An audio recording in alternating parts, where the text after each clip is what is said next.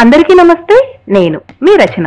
ఆవిర్భవ దృశ్య కవిత వేదికకు వీక్షకులందరికీ స్వాగతం.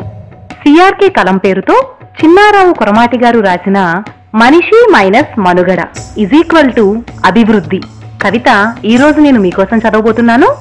మనిషి మైనస్ మనుగడ అభివృద్ధి.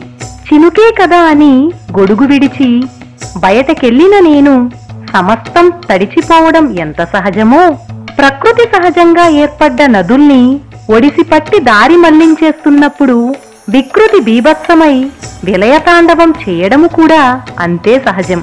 మనిషి మరగా మారి అభివృద్ధి మంత్రంతో దేన్నైనా సునాయాసంగా చక్రబంధనం చేయాలనుకున్నప్పుడు వికటించిన ఫలితం విషనాగై తనువెల్లా ఎగబాకి మగతబారిన శరీరం మృగత జీవి అవడం ఖాయం.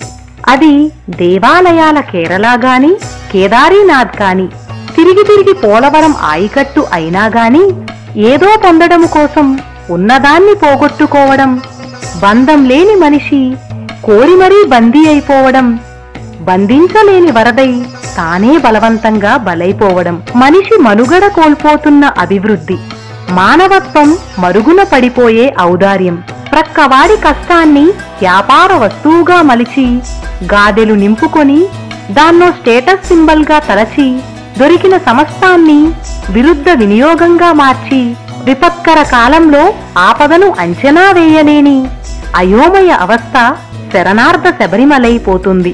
జీవితంలో మార్పు అంటూ అవసరమే. మార్పు కోసం జీవితమే అంతమైతే ఎలా? అది కొందరి కోసమైతే, అందరికీ అందనిదైతే ఎందుకోసమని అడిగే ఆర్తనాదమెక్కడా? ఆదుకునే అభయహస్తమెక్కడా? పర్యావరణం పగబట్టడం కాదు, మనిషి వ్యాపారమైన చోట మతి మలినైపోయి మట్టి మరుభూమవుతుంది, మానవాళి మనుగడ మాయమైపోతుంది. ఇంతటితో ఈ కవిత సమాప్తం. మరలా వచ్చే కార్యక్రమంలో మరో మంచి కవితతో మీ ముందుకొస్తాను. అప్పటి వరకు సైనింగ్ ఆఫ్, మీ రచన.